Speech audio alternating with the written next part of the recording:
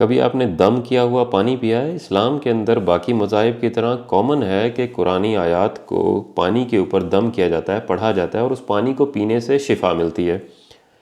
इस टॉपिक पे अगर आप डीपली इन्वेस्टिगेट करेंगे, अगर आप और पढ़ना शुरू करेंगे तो आपको अंदाज़ा होगा कि जितने बाकी मज़ाहिब हैं वो भी इस तरह का अमल ज़रूर करते हैं।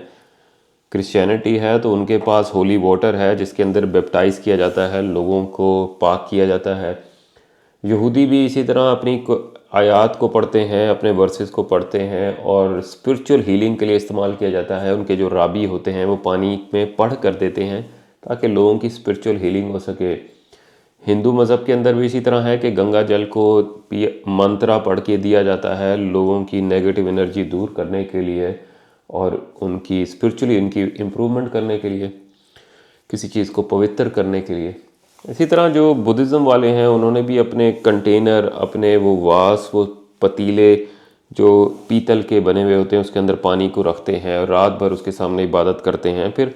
8 घंटे के बाद उसको पीते हैं।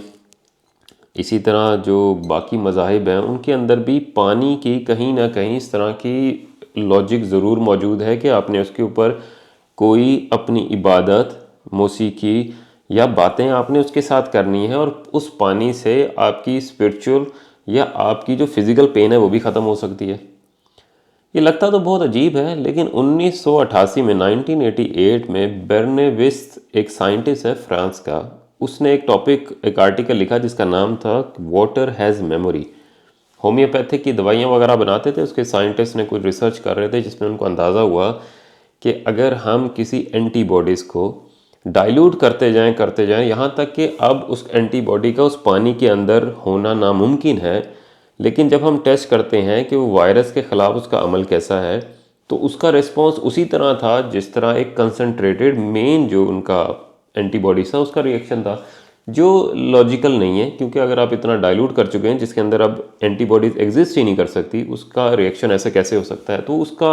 पहला आर्टिकल इस टॉपिक पर था कि वाटर हैज़ मेमोरी, यानी पानी जो है अपनी यादाश्त रखता है। उसके साथ में जो हुआ है, उसको जो कहा गया है या उसके साथ में जो चीज़ डिज़ोल्व कर दी गई है, अब उसे निकाल भी दें तो पानी अपनी यादाश्त रखता है। बाद में इसमें इटालियन और जापानीज़ ने बड़ी रिसर्च की। इटालियन ने HIV वायरस और एड्स के ऊपर रिसर्च की। इस पर कहा कि अगर हम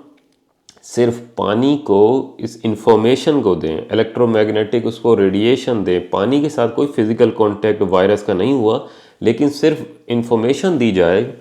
किसी भी तरह की म्यूज़िक की किस्म में या फिर वेव्स की किस्म में,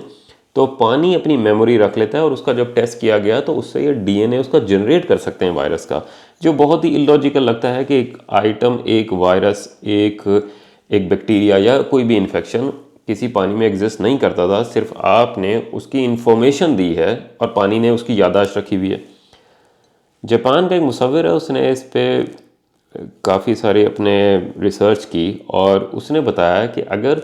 पानी के साथ मैं बदतमीज़ी से बात करता हूँ, उसको नेगेटिव चीज़ें बताता हूँ, उसके साथ गाली गलौज करता हूँ और दूसरे पानी के साथ मैं अच्छी बातें करता हूँ, पॉजिटिव बातें करता हूँ, वाली बातें करता हूँ, तो दोनों के जब क्रिस्टल बनाए गए, उनसे जब फ्रीज़ किया गया तो जो सबसे बेस्ट क्वालिटी के क्रिस्टल थे वो पॉजिटिव वाली साइड से आए, जबकि नेगेटिव वाला पानी जो कि बिल्कुल सेम पानी थे, सिर्फ उनके डिफरेंट बातों करने की वजह से क्रिस्टल जो है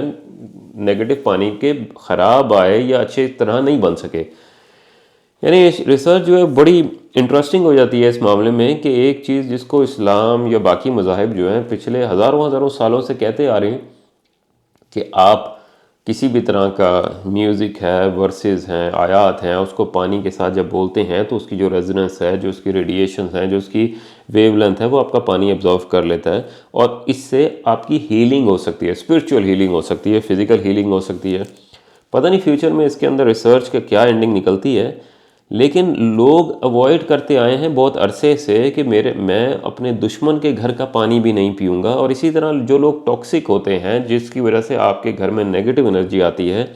तो लोग कोशिश करते हैं उनके घर से आया हुआ पानी और उनके घर का खाना भी ना खाया जाए। उनको लगता है इसकी वजह से हमारे घर के अंदर लड़ाइयाँ होती हैं, हमारे अंदर नेगेटिव थॉट्स आते हैं और हम अपने आप को डिप्रेस और एंग्जाइटी में महसूस करते हैं। अपनी राय दीजिएगा कि आपका ख्याल है कि पानी अपनी याददाश्त रख सकता है या नहीं। Water has memory.